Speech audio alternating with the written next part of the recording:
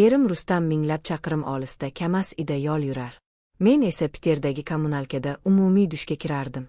Bir tun dush eshigi ochildi va men og'zimni gunohning issiq bugiga oralganimni his qildim.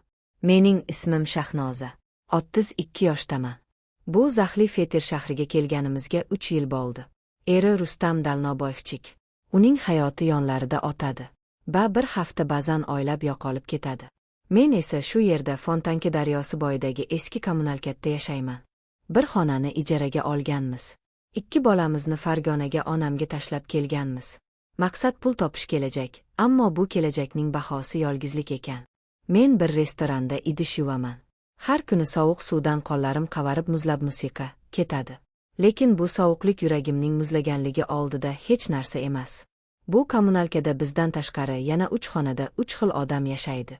Oshxona, umumiy dush va hojatxona ham. Har kuni hamma bilan yuzma-yuz bo'lasan. Qo'shnilarimdan biri Otabek. U 25, musiqa, yoshli talaba yigit. Tibbiyot universitetida o'qiydi. Kam gap, aqlli, kozakli erimga umuman o'xshamaydi. U doim kitob o'qiydi. Mening ishim bilan esa ishi yo'q edi. Biz shunchaki salomalik bilan kifoyalanardik. Lekin kechalari erim qo'ng'iroq qilmay qo'yganida, men yubka devor ortidan uning xonasidagi xira chiroqni ko'rardim. Bilardim u ham yolg'iz, men ham. Bir kuni qattiq kasal bo'lib qoldim. Istitmam ko'tarilib o'rnimdan tura olmay qoldim. Rustamga telefon qildim. Zonadan tashqarida ekan. Shunchalik xorligim keldiki yig'lab yubordim.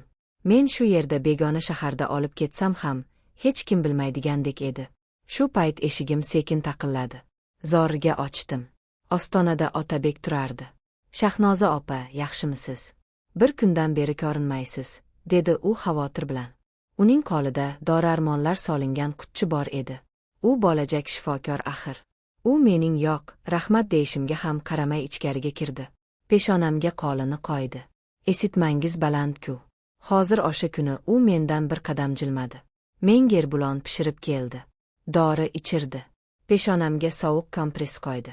Uning qo'llari shifokornikidek ehtiyotkor, ammo shunday issiq ediki, men yillar davomida bunday mehrni his qilmagandim. U kechasi bilan yonimdagi stulda uxlab qoldi. Men esa uning yosh ammo jiddiy yuziga qarab chiqdim. Men unda endi ukni emas, meni himoya qila oladigan erkakni ko'rayotgandim. Yolg'izlik va allik mening barcha tog'irlarimni sindirib bo'lgandi. 3 kundan keyin tuzaldim. Oqshom ikkalamiz umumiy oshxonada choy ichib o'tirardik. Men unga minnatdorchilik bildirdim. Siz bormaganingizda bilmadim nima bo'lardi, dedim men ostda. U menga uzoq tikilib qoldi. Keyin qo'limdan tutdi. Shahnoza, men sizga shunchaki bemordek qaray olmadim o'shanda, dedi u pichirlab. Uning nigohida endi hurmat emas, istak bor edi. Men sizni sog'inib qoldim. Yuragim gupillab ketdi. Bu nima degani? Otabek, men erim bor. Bilaman, dedi u, lekin uning o'rni bosh. Sizning qalbingiz ham, yotogingiz ham bosh. Shunday emasmi? Bu so'zlar yuragimga pichoqdek sanchildi. Chunki bu haqiqat edi. U o'rnidan turib menga yaqinlashdi. Men qoqib orqaga tisarildim. U asta yuzimni kaftlari orasiga oldi. Qoqmang, men faqat. U igilib lablarimdan olibdi. Bu opich, bu dori ta'mi kelib turgan yalpizli choyning issiqligidek opich edi. Bu shunchalik mayin, shunchalik ehtiyotkor ediki, go'yo u mening muzlagan qalbimni eritishga qoqayotgandek edi. Men ko'zlarimni yumdim. Yillar davomida unut bo'lgan ayolik hisim uyg'ondi.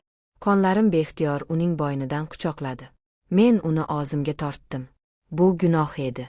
Lekin shunday shirin gunoh ediki, u meni ko'tarib og'zining xonasiga olib kirdi.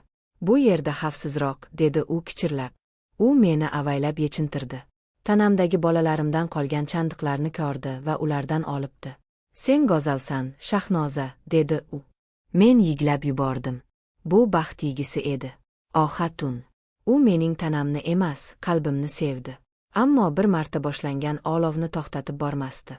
Biz endi to'xtay olmasdik. Biz og'ridek edik. Vaqt og'rilari, lazzat og'rilari. Bizning munosabatlarimiz endi mayin emasdi. Bu ehtiyoj edi. Men unga muhtoj edim. U menga bir kuni kechasi Rustam bilan telefonda gaplashibgach, Otabek mening xonamga kirdi. Erining xonasiga. Bu xif ikkalamizni ham aqldan ozdirardi. U eshikni qulfladi va meni devorga qadadi. Endi chiday olmayman, dedi u hansira. Seni hoziroq xohlayman. Uning tozlari yonardi. U endi aqlli talaba emas. U ochofat bir erkak edi. U tungi koylagimni yirtib yubordi. Men qarshilik qilishga ulgurmadim va xohlamadim ham. Uning qo'llari ko'kraklarimni qattiq siqdi. Og'riq va lazzatdan men ingrab yubordim. U tishlarini yelkamga botirdi. "Oh, Otabek, jim eshitishadi", dedi u pichirlab. Ammo og'zi yanada kuchliroq harakat qildi. U meni ko'tarib, erimning karavatotiga otdi. Men uning kuchidan hayratda edim. U ustimga og'zini tashladi.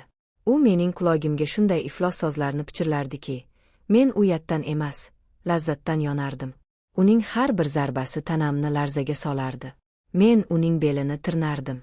Oyoqlarimni uning beliga chirmadim. Karavot kichirlar. Bizning nafasimiz butun kommunalkaga eshitilayotganlik, musiqa edi. Lekin bizga farqi yo'q edi. Bu yovvoyi, bu hayvoniy bir ehtiros edi. Nihoyat, u chuqur ingrab sochlarimdan tortgancha ichimga tashladi. Men ham uning ortidan qichqirib yubordim. Hammasi bir lahzada tugadi. Ertasi kuni Rustam qo'ng'iroq qildi. "Jonim, churpriz. Musiqa, bir haftadan keyin emas, ertaga yetib boraman. Moskovskiy vokzalda kutib ol." Dunyoz ongimda qorong'ulashdi. Otabek yonimda edi. U ham eshitdi, ikkalamiz bir-birimizga qaradik. Ayb, qo'rquv va nafrat. Men undan nafratlanardim. O'zimdan nafratlanardim. O'sha tun bizning soni tunimiz bo'ldi. Lekin bu ehtirosli emas, bu vidolashuv tuni edi. U jim yiglardi. Men esa tosh qotgandim. Ertasi kuni men vokzalda erimni kutib oldim. U yugurib kelib meni mahkam quchoqladi. "Jonim, hitlab to'ymayman seni. Qanchalar sogindim", dedi u yuzimdan opib. Men esa qotib qoldim kulishga. Harakat qildim chunki mening tanamdan hali ham erimning emas, Otabekning hidi kelib turardi. Erim meni quchoqlaran, men ko'zlarimni yumdim. U mening sadoqatli xotinim deb o'ylardi. Men esa mening sovuq kommunalkasida oz gunohim bilan erimning quchog'ida abadiy muzlab qolgandim. Bu sir men bilan bir umr yashaydi.